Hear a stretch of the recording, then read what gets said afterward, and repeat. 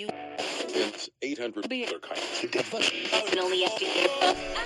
are listening to the We Only Do One Take podcast. The only podcast in the world that is a complete shit show.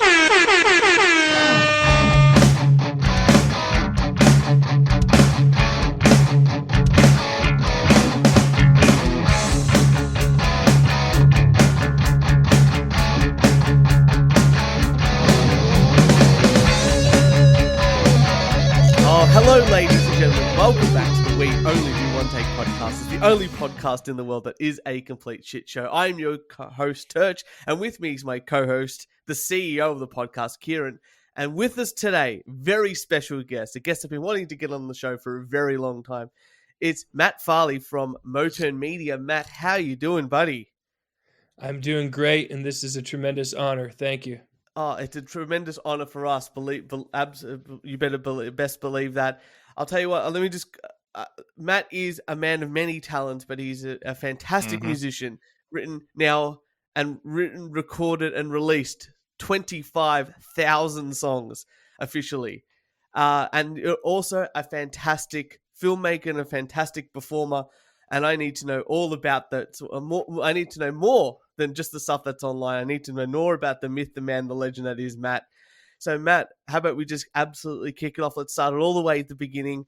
You've been a musician for many, many years. Let's see how true your Wikipedia page is. When did you start playing music? When did you decide, yeah, music is something that I really want to take part in? My parents heard me playing with like a toy keyboard when I was about 7 years old, and I was kind of figuring out melodies, and so they got me piano lessons shortly after that, and I ended up taking piano lessons for 5 years through grade school. We got a piano, and then after the piano lesson stopped, like the teacher was making me do a lot of classical stuff, which I like to some degree, but it was more exciting to play, Billy Joel or Beatles songs on the piano. So after I stopped taking lessons, I played more because I could play whatever I wanted, and that's kind of how it started. Amazing. So Beatles and Billy Joel, sort of like those are things on the radio that you're like, I'm gravitating towards that more than anything else. Yeah, and this was in the late 80s or early 90s, so it's not as if either one of those were like cool amongst my peer group, but that's what I was into. Yeah. And what was, obviously you're drawn to that, I guess being a piano player, like I'm a guitar player, you sort of gravitate towards guitar orientated music. I'm assuming the same with the piano there. When did you start to add in the vocals? Like when did you decide I'm also going to sing, or those sort of happen simultaneously? Yeah, well, I've never been accused of having a good voice, and frankly, people almost actively let me know that I, shouldn't sing when I was a teenager. But that didn't really stop me too much because, I also listened to Bob Dylan a lot, and I was like, yeah, people say Bob's got a bad voice, and he's done fine for himself. I'm not going to let that hold me back. And so, I started writing songs in high school, kind of dabbling, just a few things here and there. And then when I was in college, around age 18, I really started focusing on writing a lot. And was that when you joined your first band? Like, was that the first time when in your college years? Was that the first band you sort of joined, or were there some high school-y sort of bands first up? There were two guys in high school, Pete and Froggy, who I still collaborate with both of them, and we would record in Froggy's basement. And then in college, it was my friend Tom Scalzo, and he and I started writing songs together. And we just released an album a couple weeks ago, so we're still at it. So it's pretty cool. Yeah. So That's what amazing. I'm hearing So it's basically is Turch, you need a basement to help me with my singing career.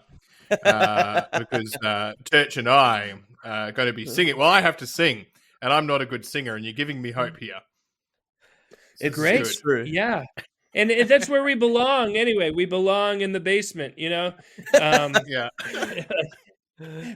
we're, It's so we're all sad. It's so sad. Australia really doesn't have too many basement dwelling places. We're very much an above ground people. That's tough. That's real We'll tough. move. Well, We'll move to Cooper Pedy Church, and I'll have my basement, and I can sing. garages are good too if you have one of Yeah, those. that's right.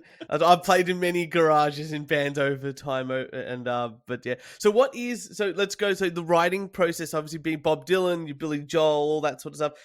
Beatles, obviously, big inspiration to you. What's the writing process like early on, and has that changed? Obviously, that's obviously changed over time. But what has changed over time in that writing process? Yeah. So, I slowly developed the system that I should never say no to any idea. Like Yep. if I have an idea, I just have to go with it. And oftentimes it'll be a bad idea, and I'll doubt myself while I'm doing it. But over time, I realized you just have to follow through with it, finish the song, and then that'll free you up for the next idea. And maybe that idea will be better than the first one. And then you just keep on doing that until you've had a day when you've written and recorded a dozen songs. And then you go back and listen to them, and it's like, oh, you know what? The first song was actually pretty good. It's better than I Mm, thought it was. It's like mm, it's not our job to determine if it's good or not. It's just our job to just do it, you know, mm. and sort it out later. And when did you started off in your first band? It was just regular sort of, I guess I'll say, non-comedic in nature music, or non, I guess, poop related or non-name related or city related music. What made is that process you just described there of no idea is a bad idea? Was that the reason why you moved into doing these other style of songs that? Well, I mean, I was writing silly stuff from day one, absolutely. Like, and like I was embarrassed by it though, you know, Yeah. and so and we'd Oh, try please to. don't be embarrassed. Church is so excited. Oh no, he is, because I go to his house and he's like, "Hey, check out this like poop song," and then he like plays this thing and he has the biggest giggle and he's so excited. And I just think you're writing to the inner boy that we want to be. Yeah, I'm not embarrassed anymore. This was back, you know, when I was 19 and I had poetic aspirations, you know. And so I had poetic aspirations, and then I would write the dumbest, most ridiculous comedic song, and then I'd write what I thought was a good poetic song, and then I'd play them for people, and people only wanted to hear the weird, silly song. So it's like, all right, seems to be what people want, and so. But I mean, this is back in the late '90s. I didn't even release an album until '04, and frankly, there wasn't anywhere to release it independently prior to '04. You know, so like in '04, iTunes was a thing, and I learned that just anybody can release an album on iTunes. I was like, wait, like there's no one stopping me. This is crazy. So I had all these recordings from the previous like 5 or 6 years, and so I just started putting out albums under the band name Moe's Haven, which is mostly me and Tom Scalzo, who I mentioned earlier. Yeah. And so for a few years, we just kind of released our back catalog over the course of a few years while writing new stuff. And then it was, you know, around '07, I was looking, we'd released about, I don't know, 20 albums by then. And I was looking at the numbers. The numbers were not good. Like we would earn maybe $5 a month, you know? But I looked at the earnings and I was like, oh, people paid for the Shut Up Your Monkey song. Yeah. And someone purchased the song about Hugh Grant, the actor. And then that's when I was like, ooh, people are going onto onto iTunes and typing in unusual words, and our songs are the only ones coming up for those. Well, I've always really admired you in a way, because one of the things that I either you consciously know that you're doing it or subconsciously are the genius at it, is that you are the master of search engine optimization. And I don't know if anyone's ever told you that. That's my, like, every time someone talks about you say, why do you love him so much? One, all of his songs are goddamn hilarious, and he's the master of search engine optimization, whether he knows it or not. Is that something you've ever, like? Obviously, you noticed that early on with the iTunes uploading of songs onto iTunes. Yeah, I mean, I stumbled onto it, because I just had all these songs, and then just the light bulb went off in my head, and I was like, oh, I just need to think of a topic that other people haven't written about, but people might search on a music site, And the thing is, it's like, nobody, I don't think anyone else would do this, because, who's going to devote like 2 decades to churning out really weird and specific songs? But I was like, oh, this is great. All I like doing is recording songs, by myself. So, I mean, this is the best, so basically when I wasn't working my day job, I was just recording song after song after song. And the thing with the search engine optimization, it's like, I don't know if it's going to work or not. So I come up with an idea and I go with it. And plenty of them, no one's listening to, but just by sheer chance. I mean, when you have so many thousands of songs, some of them are going to be searched and some of them will catch on. I think that some of the poop songs have reached over 1 million listens, or like especially on Spotify, which is like probably the most newest of all the streaming sort of platforms. It's already hit over 1 million. So I think people are definitely. I think they're definitely finding you through those channels there and looking at your other, like my wife going, "This is the stupidest thing I've ever heard in my life," or the guys like me going, "This is the king. He's mastered something here." Yeah, there's a lot of wives who don't understand why their husbands like me. I think. Do you ever think that there are high school kids who, to annoy their teacher, are playing your songs? Yeah, I'm so proud. Yeah. You know what's good about that too is, like, if I get them young enough, they don't even know what a good singing voice is yet. They're so young and impressionable.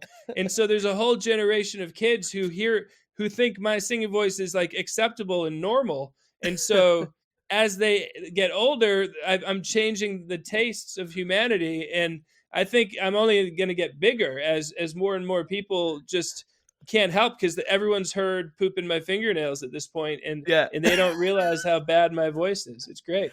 I gotta say, I introduced my nephew, who's was 4 at the time, to his namesake song, and it's the Henry song. And I'm gonna say something that's probably controversial, but the Henry name song is the best name song you've ever done. It is like my son's name is Felix, my name is Anthony, this is Kieran. We've listened to them all. It's like, yeah, they're pretty good. The Henry song, I don't know why, it's just the absolute best. It's a simple chord progression of C minor to G to F or something like that. Nice and simple, but god damn it, it's so perfect. I don't know how you. And the first time I got him to listen to it, all he asked for from me was, "Can we listen to the Henry song again?" Now he sits there like this, Henry, like sitting there with his eyes closed, singing along to the music. It's fantastic. Is that Henry, just the Henry song, or the Henry poop song? No, just the Henry song. The Henry poop song nice. is still to introduce him to slowly. He's just doing the name songs for now. Yeah. And obviously, I can't wait till my son can realize that he's got his own song by Matt Farley online.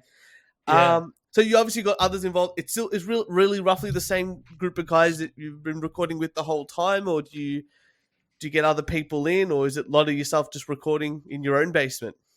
It's mostly just me by myself for all the novelty songs, but I call that a couple times a year I try to put out, and I call it a no jokes album, where my aspirations to be a somewhat more credible and respectable artist, I'll put out an album like that, and usually that's when I'm collaborating with those other guys. Yep. Sometimes they'll come up for a weekend and we'll just record the basic tracks to a whole album, and then we'll spend a few weeks or months touching it up, remotely. Yeah. Yep. So that's good, and it's like it's a great way to keep in touch with friends, and just like I don't like to hang out with people very much. Like I like to engage in creative pursuits with people. So like some guys maybe get together and go fishing all weekend. Like that's just not my style. But getting together and recording an album, that's the dream. And I can't believe we're in our mid 40s now, and we're still doing the thing that we thought we when we were 20, we were like, wouldn't it be cool if we had time to get together and make albums? And like, we're actually doing it. It's it's sort of like, I guess this podcast for us is one of those things that we can, we get together, we sort of create some sort of art, or we get to interview cool people like yourself, or, we'll talk about the world. It's a really magical thing, creating art. I'm trying to bring Kieran into the music world. We're trying to write music together. And he's got no music experience. I'm trying to bring him into this world. It's a really exciting. I'll be singing. And I like what you've said, because it's just do it, move on, and let the market determine. And even if it's bad, there's another market that will love it. Yes, right. I mean, there's I don't even think there's such thing as quality, frankly. Like, it's just like. It's you are my hero. Thank you. Yeah, whatever you hear all the time. I mean, there's a reason why artists like bribe radio stations to get their songs played, because if your song's on the radio, people hear it, and then if people hear it half a dozen times, they just start humming along with it. It's like it's been proven. The more you hear something, the more you like it. So the whole game is just getting into people's ears. I completely agree with that. So just going back to the recording process, do you ever get like others involved in, not just like fans, or I know that you have fan competitions where you ask fans to record your songs, like cover versions of these songs. Is that still happening? I think it happened last year or the year before. Yeah, I've been doing that on my podcast since like 2015, I think. Yeah. And every year I get a dozen, 15, 20 entries, and it's great. And I think it's good for people. People kind of need a push sometimes, like to get the guitar out of the case and to just do it. And a lot of people tell me like, that was what got them to finish the album that they'd been working on for 5 years, good. So it's like, get out there and do it. But otherwise, no, I don't really, I don't collect. It's hard. It's real hard to collaborate with someone, and you don't want to step on their toes. You don't want to insult them. They don't want to insult you. You don't want to push people too hard. And so I've got a few guys that I know I can work with quite well. And, we've known each other for decades at this point, and those are my guys. It's too late. It's too late for anyone else. It's weird. It's funny you say that. Like, I've got a group of musicians, like a drummer, bassist, guitarist, piano player, that you just go, you know what? I'm just going to work with you because I know how you work. It's amazing. It's that workflow that you really need sometimes. Absolutely, and like it's a very sensitive thing too, because like if someone puts their effort into creating something, like you can crush them, by even accidentally crush them by making a suggestion or something. And so if you find people who know how to deal with each other, then just hang on to those people. Now, look, you've been on Jimmy Fallon. I'm going to talk about that because I've got a question sort of related to all that. How did the Jimmy Fallon call up happen? I was down in my basement recording music on a Tuesday, and my phone rings, and my phone number is very public. I sing it. Yes. It's in the lyrics of hundreds of songs of mine. So I get calls all the time. But this one comes in, I answer it as usual, and someone claims to be a producer of the Jimmy Fallon Tonight Show. And I'm like, I don't know if this is true or not, but I'll play along, and then a week later, I was in New York City on my, I had stayed in a hotel the night before that they paid for. So I was like, I think this is really happening. But still in the back of my head, I'm like, is this a really elaborate prank? Has Ashton Kutcher come back and, do the fake show. Yeah. But once I actually got into the building, I was like, this is crazy. This is actually happening. And it was a really good experience. Everyone was so accommodating and nice and professional. I'm sure that came with a lot of additional fans. Or what was the immediate, I guess what was the audience reaction to, I think you're saying, well, this used to be a Pizza Hut, I think was the song. Right, it was performed. Yeah. What was the audience's reaction to it? Yeah, I mean, in the room, I was so focused on just getting the song done, I didn't even pay any attention to if people were enjoying it or not. The best part for me was after I played it, the house band, which is the Roots, they started playing their own version of it, which was incredible to hear, a full band, playing Used to Be a Pizza Hut. And then, I picked up some new fans, I think, from the appearance, but it's never been any kind of overnight success thing for me. It's just it's a very, very, very slow grow. Yeah. And, what else was I going to say about that? The best part is I get to brag about it when I meet people. Yeah, it's so good. I think, I always try to show people that not only this guy's legit. So good. Not only brag, but you also get to do the trump card of well, have you been on the Jimmy Fallon show? Oh, no, you haven't. I know. So, shut the fuck up. They gave me. You see, in my father's eyes, you are successful. I'm not successful, right? I'm just a bum. And our mate, Traj, he plays in a band, and he was also a bum until I told my father, he's opening for Kiss when they're in Melbourne. And then all of a sudden, he was a massive fan and told all his boomer friends. And you are in that same position now. The honor and the prestige you have in my father's eyes. And that's it. It's for people who are outside of the entertainment business. They don't know how to gauge success other than okay, you've been on national TV, you must be a big deal, whereas even for me, I'm more proud of an album that I've recorded or something like that. But it's good, it's good for people who aren't involved to, for my parents to have some kind of substantial thing to show their friends and be like, see, he turned out okay. And so going on from that, you went to Jimmy Fallon, you got to perform this big stage. Obviously you've said that you've got this core group of people that you collaborate with, and but has it ever come, I guess, downstream as an artist ever come to you and go, you know what, Matt, come and play on, the Weird Al called you up and said, let's do a parody song together. Has it been a downstream sort of call to action from others? No, nothing really coming to mind in that way. Yeah, I mean it's been very much just kind of staying focused, doing what I do, and things like I said, they just slowly increase. Who knows? Maybe, I mean, one thing that happened, America's Got Talent. You know that show? Yeah. We've got equivalent here in Australia. Okay, so they invited me to play there, and they wanted me to do a song about Heidi Klum, the model. Yeah. A fart song about Heidi Klum. So,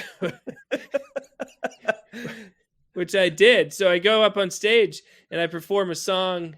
The first verse is about how she's a wonderful supermodel, and then the next verse is about how, just like everyone else in the world, she farts, Yeah. And I started hearing those buzzers.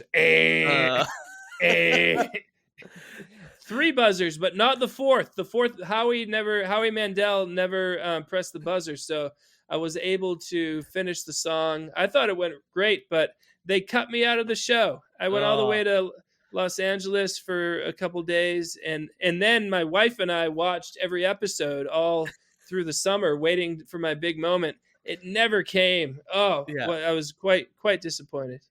I was gonna say, I think isn't Howie like a germaphobe as well? He doesn't like he always washes his hands.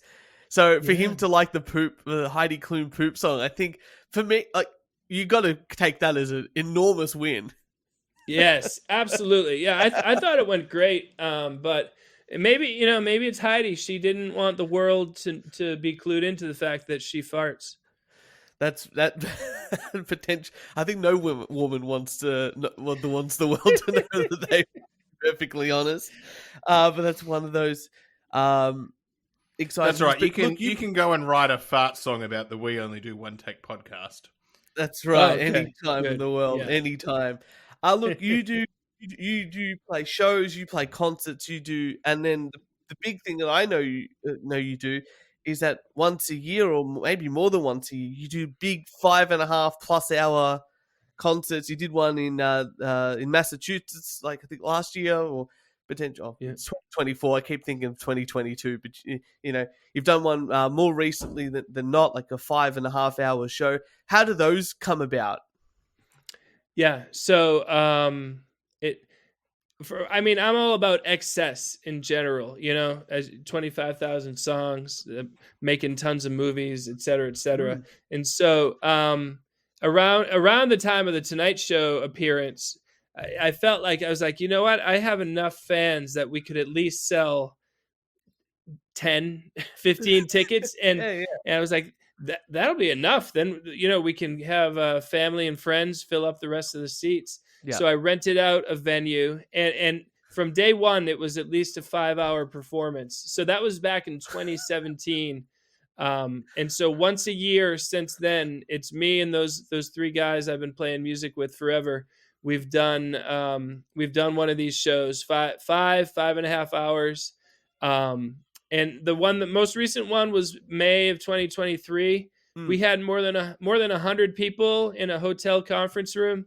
And that was a crazy one because we premiered 2 movies. So the show started it went from 2 p.m. until 11 p.m. 2 movies followed by a 5.5 hour show. People were exhausted, but it's definitely memorable. And one person flew from Australia for a show a few years ago. So that was pretty cool. I'm very jealous of that person because that it's like I said, if you could ever do an Australian tour, I would be at every show in every city. It would just be one of those fantastic things I don't have to drag Kieran along to. But great. The thing like in Australia, there's only going to be like 3 of us here. That's just that's right. 3. Yeah, that's enough. That's enough. I've played for fewer. So the way I look at it is like a lot of independent musicians might like do a tour, like where they like, an indie tour where they book a show for 2 weeks straight. They book a show in a different city. And I think they come out of that having lost a few $1,000s, like look at least on the level that I'm at. And I'm like, all right, you know what? Instead of spending 2 weeks being exhausted, driving all around, I'm just going to lose $2,000 all in one night and just do a really epic show and try to get people to come to me. And I do it at like places where I can just rent out the venue rather than like splitting the ticket sales with like a club or something, just because I would feel guilty. I would feel bad the whole time for the club. I would feel like I was letting them down or something. So I like having it be just this is my thing. And if it goes well, good for me. If it doesn't go well, I'm the only one who's bothered by it. And that's the way I look at it. Yeah. Look, well, you very much touched on something I was going to bring up next, which is your films. You've been making films for 10 years, 15 years, give or take. Almost in line with the same with your music making. What made you decide I want to make a want to make a film? Yeah. Well, it's been the same thing as the music. I mean, in high school, I was making movies with my friends. And then in college, it was my friend Charlie Roxburgh that I met at college. And he was as into it as I was. And we were making short movies, within a few weeks of meeting. And then we just kept doing it. Before graduating, we had made a feature length movie, which was pretty cool. And then we graduated college, and we were like, oh, let's make another one. Like most people are at that point, they're like, well, I can't just be running around making a movie. I'm a grown adult. What am I doing? And we never had that moment. We just kept making them. And I mean, nobody was watching. I cannot, like, more people, when we were making $5 a month from music, like that was much more successful than the movies were. That's how few people were watching, but we just kept on making them. And the one thing I had in the back of my mind was like, if let's say we make a movie in 2012 and people like it, and if that's the case, we're going to be glad we made movies before then, because for people to dig into, or maybe in the movie we make in 2007 will become popular in 2017. And likewise, we're going to be glad that we kept making movies in the meantime. So that's been the approach. And where can is it like you said, you sort of show them at your big shows, your 5-hour long? Do you put them up online anywhere, or where can people purchase them? There's a Blu-ray company called Gold Ninja Video, and we have several movies. You can order the Blu-ray and it'll get shipped to you. And then do you guys have Tubi in Australia? It's like a free think Netflix? So. Yeah, kinda. Okay. Yeah, something maybe, like that. It's a free Netflix with commercials. So we have several movies up there, and they're around. And the beauty of these movies they're very homemade, where like we made one entire movie where my uncle was the lead character. It was a buddy cop movie where my uncle, who not only does he not have acting experience, he has no interest in making movies either. And that's the special kind of thing we're going for. Like, you've never seen a movie with a lead actor who doesn't even want to be in movies. I mean, that's a rare thing. He just does it because he's nice, and his nephew asked him to do it. He's like, okay, sure, whatever. He does not care at all. If he gets it right or he gets it wrong, he doesn't care, and that just makes for such a unique viewing experience. That's which film is that called? Slingshot Cops. Slingshot Cops. That's Kieran. I think I need a viewing party for our friends for that one there. Absolutely. Yeah. The other one. I don't know how we can legally get Tubi from, but I will find out how. It's on Vimeo also. You can rent it or purchase it on Vimeo. Will do. Kieran, what did you say? Sorry. Oh, I was saying the one, and it appears your most popular is Local Legends. So we've got to watch Slingshot Cops. And, double feature. And do you recommend Local Legends, Matt? Yeah, Local Legends is kind of like I said I do the No Jokes albums. Yeah. This Local Legends is sort of like my No Jokes movie, where it's not like, oh, isn't it funny to see all these non-actors acting? It's really like an autobiographical story where I play Matt Farley, and I more or less explain myself, my whole creative vision, and depict my life as a small-time entertainment person. So there's lots of laughs in it, but it's very, very different tone. And I think podcasters tend to like the movie because they can relate, to the frustration of creating stuff and people not really being necessarily interested in what you're creating, and yet you still really want to do it, and dealing with criticism and dealing with like, how do you balance like a quote unquote normal life with your weird artistic desires? Well, let's go on with that sort of theme there. You've I can't wait to watch the film, but You obviously you said your partner, your wife has been there for a while. You get your family involved in your media and your music and all that sort of stuff. What has been their reaction from the start of your career up until now? How have they taken on board what you do, and how do they explain what you do to the wider community? Right. Well, it's very hard to explain. It's like I need a good 2 hours. I need to sit someone down for 2 hours to really explain it to people. It's that board with all the pins on it and the string, all the connections and whatnot. Yeah. And then I decided to write poop songs. And so, well, for me, I mean, my family was always fine. Like they knew. I mean, I was making movies in high school and recording songs all the time. They knew I was into it. And for me, I think the trick was like after college, I got a job, a regular 40 hours per week. And I was able to take care of myself. The beauty of the job was I got all my hours done in 3 days, so I'd work a lot for 3 days and then I wouldn't work for the next 4 days. And so it was work. The job was working at a group home for teenagers who have been like taken out of their home for any number of reasons. So, it was kind of hard work and the pay was pretty low, but it was enough to live off. And so as far as my family was concerned, like, hey, he's taking care of himself. I had my own apartment and I just spent the other 4 days a week singing weird songs and making movies and whatnot.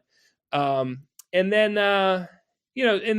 my wife is really amazing because I still was quite unsuccessful when I met her. It's not like she latched on to Mr. Tonight Show. She was with me way before that. But again, she was cool with everything that I did and didn't seem embarrassed by it. And with each level of new success, I'm less embarrassed and she seems more proud. So it's pretty cool. Oh, that's fantastic. Because look, Wikipedia tells me that you're making about 60-something thousand dollars or something like that a year, 65,000, something like that. Is making movies and making music now, is that your full-time career, or is it something? Are you still working a part-time job, full-time job as well as doing all this? Yeah. So I've my wife suggested I should stop announcing how much I earn. Actually, that was back in 2019 was the last year that I was like, hey, everybody, look what I did. And so, it's actually gone up since then.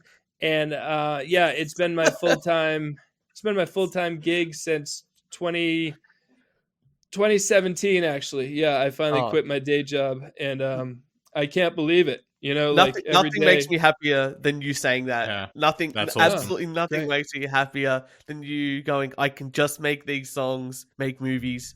I hope you can do it. I swear, I hope you can do it forever.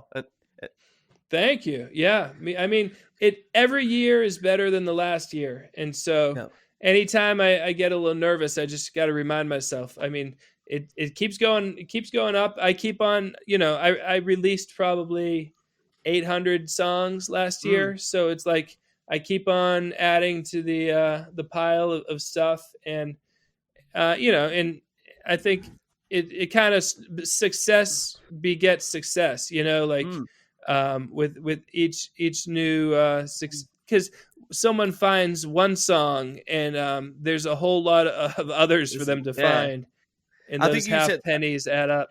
I think if you ever run out of names, if you ever run out of names, which there are, and I can't remember, I told Church, I was like, he hasn't done this name, and I forgot what it is. So my apologies.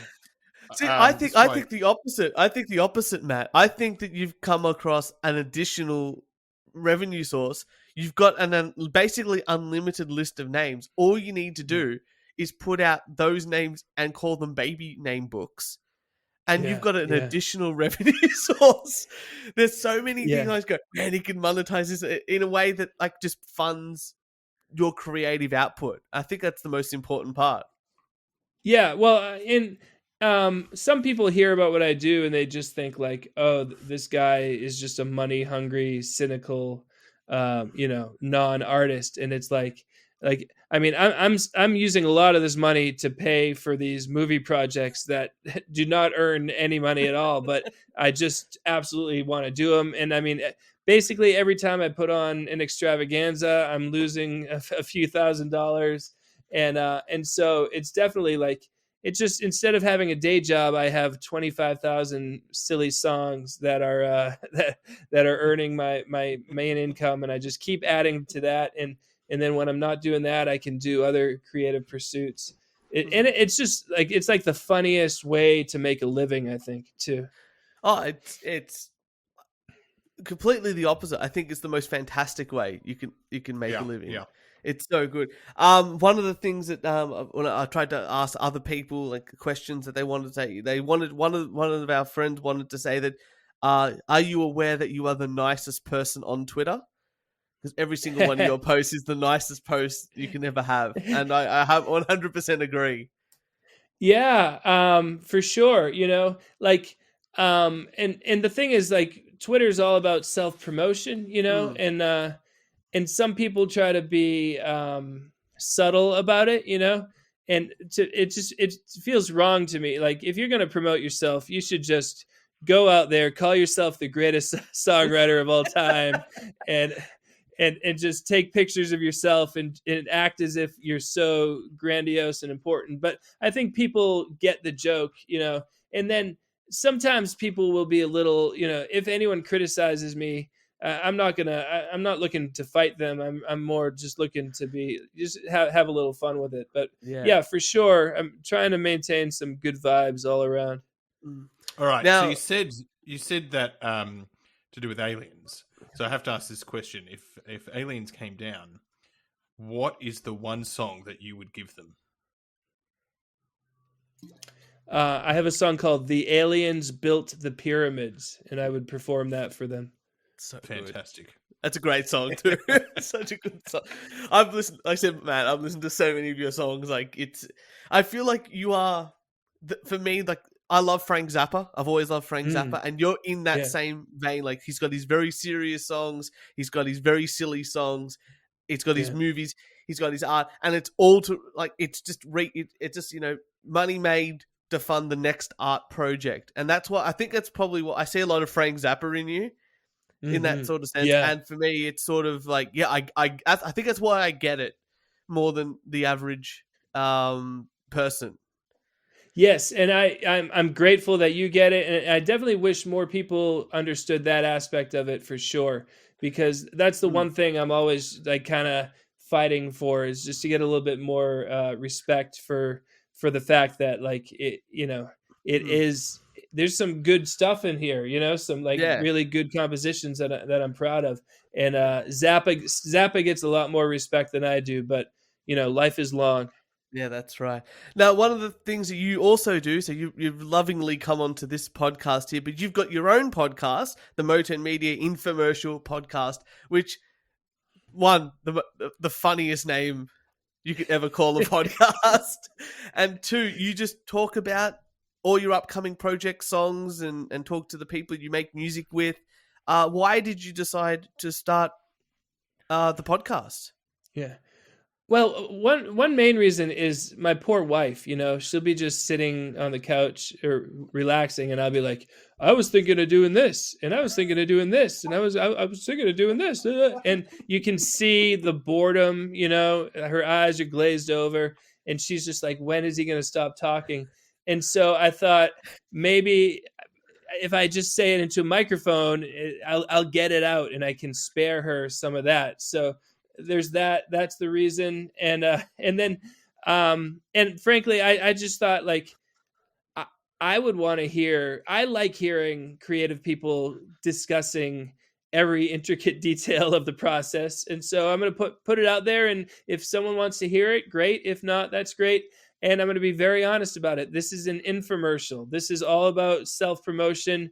I don't want to be deceitful about it. And so it's right there in the title. It's so good. I mean, I've listened to episodes here and then. You play like the latest songs. You talk about your movies. I wish there was more. Like I'm a real, like I said, musician, Sorry, long time, all that. Oh, go. I missed the music part. I picked up the how much you were going to charge people for food. I thought that was interesting. I don't know what you mean by that. Oh, the latest one that I listened to. There was you were talking about like how much you're going to charge for a hot dog or something like that, and then you're talking about pretzels, and then I was like, we don't really have pretzels in Australia. This is amazing.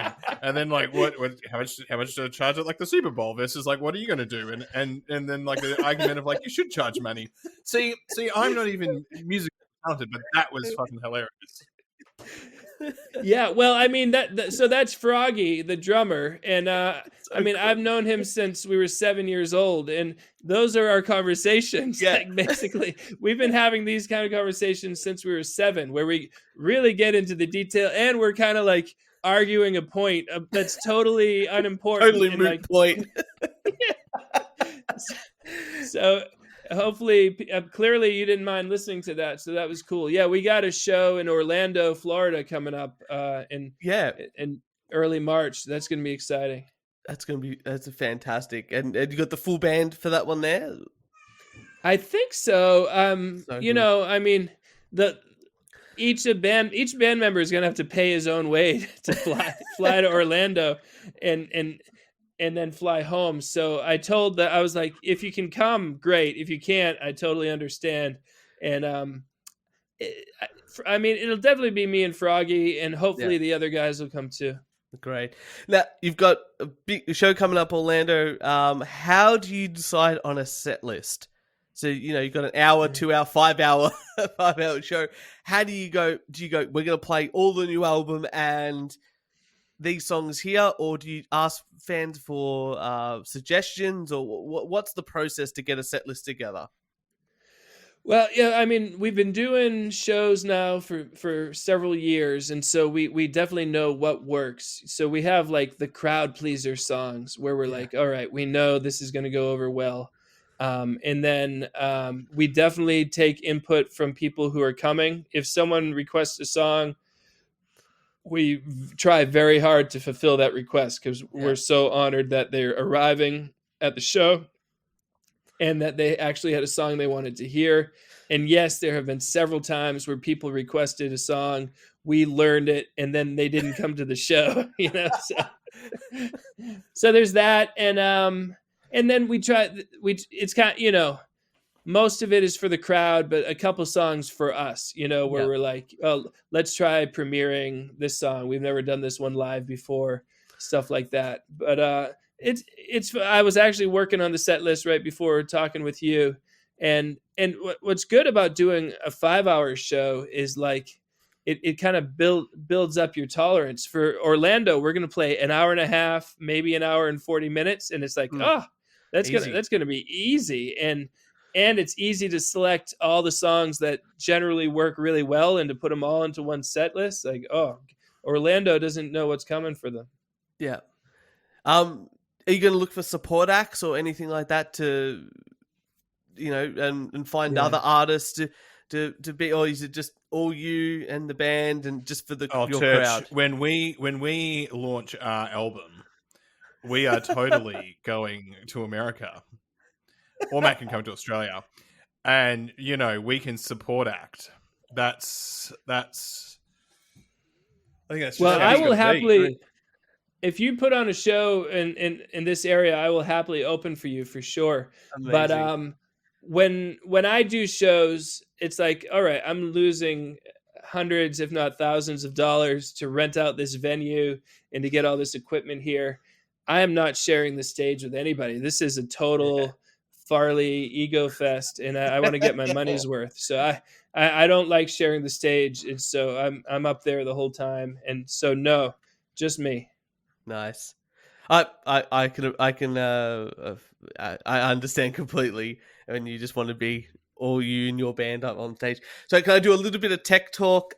You've got you record that sort of stuff. What's your what's your signal chain? Like, what's your piano? How do you record that? And the drums, guitars. What's what equipment do you use to get all that into the computer and record your songs?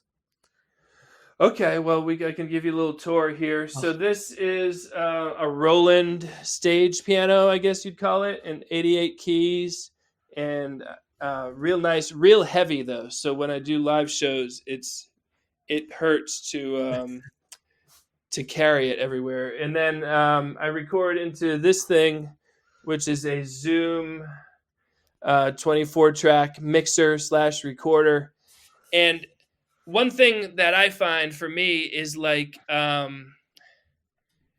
don't want to, like, because I work fast and I do a lot of things, I don't want to get bogged down on editing and mixing. You know, you're like, ooh, Yeah. let's make this a little louder. Ooh, make that a little softer. Ooh.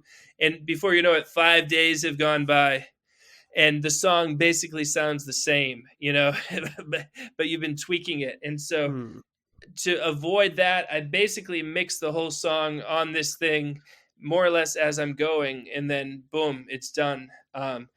It could be, you know, if I spent 3 weeks on each song, it could be 1% better, but it's like, yeah, that's not worth it. I think of all the songs I could write in those 3 weeks. And then when I'm recording with a full band, usually we're in the basement and there's a drum set down there.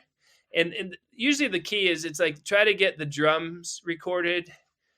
That's the main point, you know, when the whole band's together, and then we can dub over all the other instruments later on, and it's easy to fix that. But it's really like to get that live drum thing, and dubbing drums is not easy when you're, you know, like if I play like the chords of a song for 4 minutes and then send it to the drummer, it's very hard to line it up in a way that's satisfying. So that's the main thing we go for when it's the full band recording. So if it's just yourself straight into the mixer, no digital audio workstation, just the mixer and out to and exported. Yeah, in the last few years, I've got GarageBand on my computer, so I might use that just to get the level, like the master track, up to like the highest level before it peaks, more or less. But yeah, no, that's it. And I always I like acoustic, like folk music and stuff, where it's just you know, a guitar and vocals and not a lot of tricks going on there. And I also like demo versions of songs. Like oftentimes I prefer like the rough homemade demo to like the overproduced studio track. And so I definitely I'd rather it be a little rough around the edges and sound a little bit more human and immediate than for it to sound like it was, you know, someone spent a lot of time perfecting it. Yeah. Like we're recording some stuff right now, and we're doing sort of a country sort of thing. Some things I'm overproducing for the effect, like, you know, whereas sometimes sometimes acoustic guitar and some drums, that's all you really need to get the song going. I completely understand how you're doing well, that. for me, yeah, I mean, and I fall into the trap where, you know, especially for the No Jokes albums where, you know, there's other musicians involved and I want to make them proud, and I produce it too much. And more often than not, I'll overproduce and then I'll be like, take that out, bring it back down, lower the effects, and like get it back to a more human sound. Ideally, the best situation is where I just get to that sound in the first place, you know? Amazing stuff. Kieran, have you got anything else for Matt? Yeah, I do. Yeah, I knew when will you be going on Cameo? Yeah, I don't have any plans for that. I mean, people ask me frequently to do little like happy birthday videos, and I just do it, you know. I mean, it doesn't take much time at all, and I feel weird making them pay for it. Because for many Tooch's years, birthday comes around every year, and I have no idea what to do. And I'm just like, you know what? This is perfect. I could just ask Matt, who's now no longer, who's not on Cameo. I'm just going to message you now. I was willing to pay you, but now that you're offering it for free, absolutely. I mean, I figure if someone's reaching out to get a video from me, they've probably listened to a lot of my music, so I've probably already earned some money off them, and I'm happy to it. It cost me nothing but time to make a 30-second video. Now, in the old days, for several years, I would do custom songs. Yes. Where I would charge around $50, $75. And people would give me about 15 facts about whatever the topic was, and then I would turn it into a song. And I mean, some years I did 1,000 of those in a year, and no, probably not that many. Then I would have made $50,000. Maybe, I don't know, whatever it was. But I mean, I was doing a lot of them, and then I would always mispronounce people's names, and then I'd have to go back and re-record it, which is really frustrating. Or I'd mess up. I'd call like the daughter by the dog's name accidentally, and they'd be like, "We love the song, except our daughter is not named Rover." I'm like, "Oh God, I gotta re-record." And it was so frustrating that I was like, "Okay, I need to stop." So I haven't done that for a few years, but if ever my income goes down from streaming, it's good to know I have that. Like, I could start that up again, I think. Absolutely. Well, I know what I'm getting for my birthday this year, so that's very exciting. Well, I'm completely out of questions. I probably could talk to you forever about the minutiae of music and playing and all that sort of stuff, but I don't know. I'll wait till I hear that on your own podcast, Matt. Kieran, do you have anything else? All done. Well, look, Matt, we just want to thank you so much for joining us on an evening, a late afternoon, evening for you, very early morning. For us here in Australia. We want to thank you so much. Please tell us where people can find your music, your movies, and buy tickets to the concert that's coming up. Yeah, well, there's so much. I'm just going to promote one thing. It's my book. It's called The Motern Method. Yep. And it's the simplest and most direct guide to creativity that you could hope for, where every chapter is a page, 2 pages, 3 pages tops. And I think you could read it in one sitting, and then you'll be super inspired for the rest of the year to just produce. So look for that on Amazon.com, The Motern Method by Matt Farley. Amazing. Like I said, Matt, thank you so much for joining us today. It's been an absolute pleasure. Dream to have you on. My nephew, he's going to be absolutely amazed that I was able to talk to the man that wrote the Henry and the Henry Poop song, which I'm about to introduce to him. And I'm sure when my son grows up and he understands things, I'll go, "No, your Felix Poop song. I talked to that guy. He's a friend of the show." And I think that's gonna absolutely blow his mind. And my wife will never hear the end of this conversation, no matter what she does, I don't think. But Matt, thank you once again for being on the show. Kieran, thank you so much for being on the show as well. Thank you. And ladies and gentlemen, we will see you next Thursday. It's the We Only Do One Take podcast. The only podcast that is a complete shit show. Come on, man. Motherfuckers, guys, come on. Give me the 5-star rating, baby. Give me the 5-star. That's all I want, baby. That's all I want. I'll fuck all the beautiful girls in the goddamn world. They'll fuck a 10-star. I just want 5. 5, baby. Just 5.